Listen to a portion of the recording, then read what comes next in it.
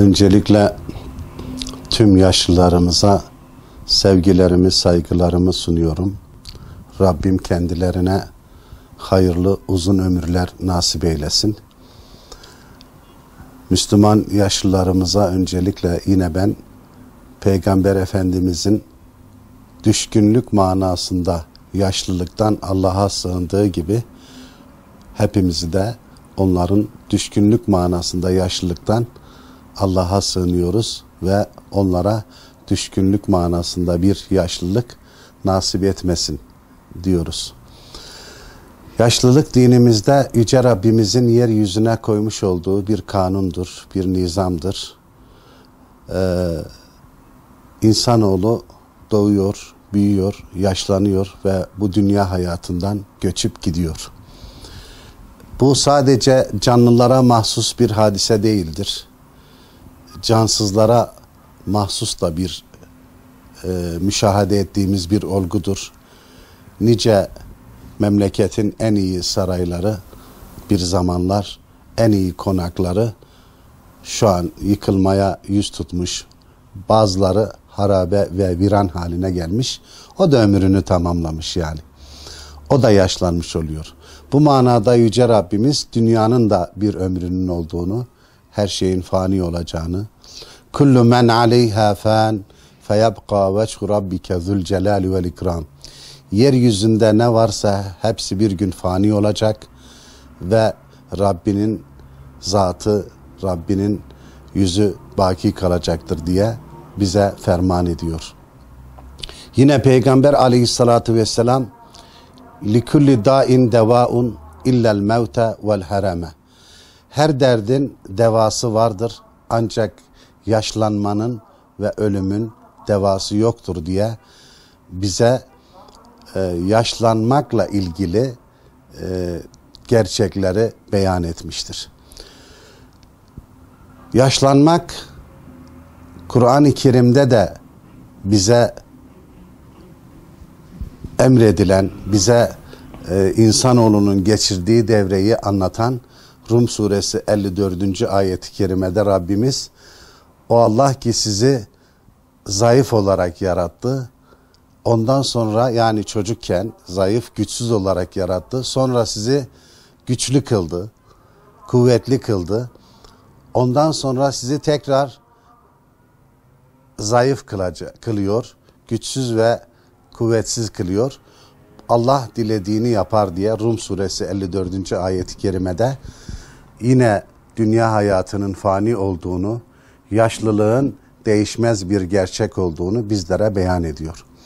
Özellikle genel manada yaşlılık olmakla beraber özellikle de aile içerisinde anne ve babamız yaşlandığı zaman bizlere bir takım görevler düşüyor. Yüce Rabbimiz Kur'an-ı Kerim'de وَقَدَى رَبُّكَ أَلَّا تَعْبُدُوا إِلَّا إِيَّاهُ وَبِالْوَالِدَيْنِ إِحْسَانًا. Senin Rabbin kendisinden başka kimseye kulluk etmemeyi emretti, hükmetti ve anne ve babaya iyilik yapmayı da aynı zamanda emretti ve ona da hükmetti. Kur'an-ı Kerim'de yine anne ve babanız sizin yanınızda yaşlanırsa وَلَا تَقُلْ لَهُمَا öffin. Onlara öf bile demeyin diyerek bize bir İslami ahlakı esasını beyan ediyor. Öf bile dememek şudur. Yani senden nefret ediyorum, artık seni sevmiyorum, seni istemiyorum, senden hoşlanmıyorum, senden iğreniyorum gibi laflardır.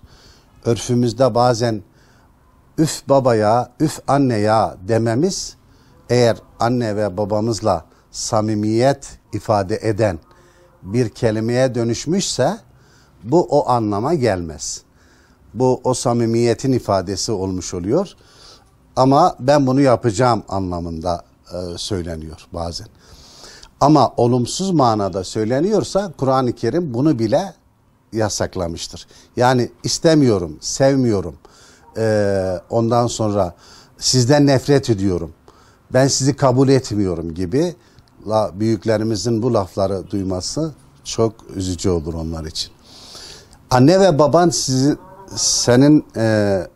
seni bana eş koşmaya çağırırlarsa diyor, فَلَا تُطِعْهُمَا, onlara itaat etme.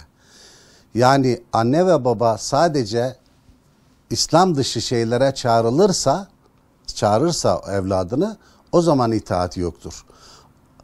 Ama itaat olmamakla beraber onlara yine isyan etmemek, onlara dövmemek, onları sokağa atmamak. Çünkü onlar biz çocukken nasıl bize baktıkları gibi onlar yaşlanınca da bizle onlara çocuk gibi bakmak zorundayız. Çünkü bu dinimizin bizden emridir. Bu anlamda analar, babalar, yaşlılar günü İslam'da her gündür. Yani her gün yaşlılarımız için bizim hukukumuz var. Her gün annelerimiz için hukukumuz var. Her gün babalarımız için hukukumuz var.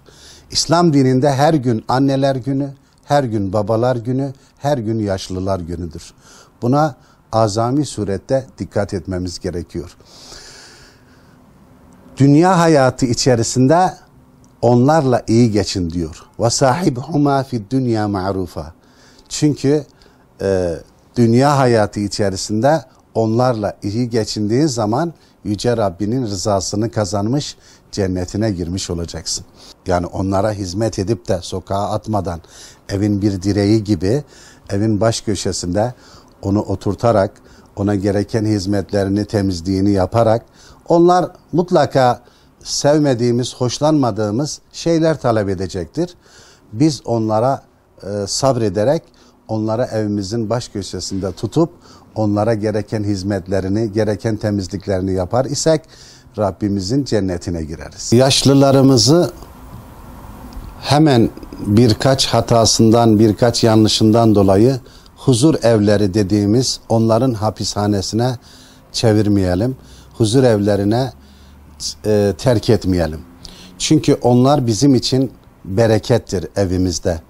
Onların bize bakışları, evin içerisinde bize olan bir duaları Rabbimizin bizim için en büyük nimetlerinden birisidir. Çünkü onların duaları sayesinde evimiz çünkü ayakta duruyordur. Onların bizleri evlerimizin içerisinde bir dua etmesi, evimizin içerisinde onların görüntüsü olması bile bizim için büyük nimetlerden birisidir. Hemen onları canımız sıkıldığı zaman veyahut da kaldıramadığımız zaman huzur evlerine terk etmeyelim.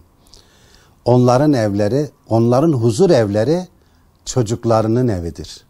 Nasıl bir çocuğun huzur evi annesinin kucağı ise artık bir yaşlının da huzur evi oğlunun kucağıdır, oğlunun evidir, kızının evidir, yavrusunun yeridir.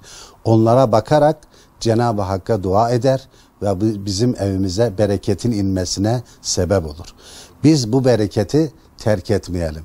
Onlara bize yanlış şeyler de yapsalar, çünkü onlara çocuk gibi davranmalıyız. Nasıl çocuklarımız bize aykırı davranıyor, bize her şeyi yaptırıyorsa, anne ve babalarımız da yaşlandığı zaman o şekilde olmalı. Çünkü o şekilde onların duasını ve rızasını alırsak Rabbimizin de rızasını almış oluruz. Çünkü Peygamber Efendimiz öyle diyor. Rıdar Rabbi fi rıdal valideyni. Rabbinin rızası anne ve babanın rızasındadır. Anne ve babamızı razı ettiğimiz müddetçe Rabbimiz de bizden razı olacaktır. Rabbimiz bizden razı olursa cennetine koyacaktır. Yani kısacası yaşlılarımız eğer bizim imtihanlarımızdır, eğer onlara İslam'ın gerektirdiği şekilde davranırsak cennete girmemize sebep olurlar, vesile olurlar. Eğer onlara İslam'ın emrettiği şekilde davranmaz isek onlar da bizim cehenneme girmemize, ateşe girmemize sebep olurlar. Dikkatli olmalıyız. Onlara saygıda, sevgide kusur etmemeliyiz.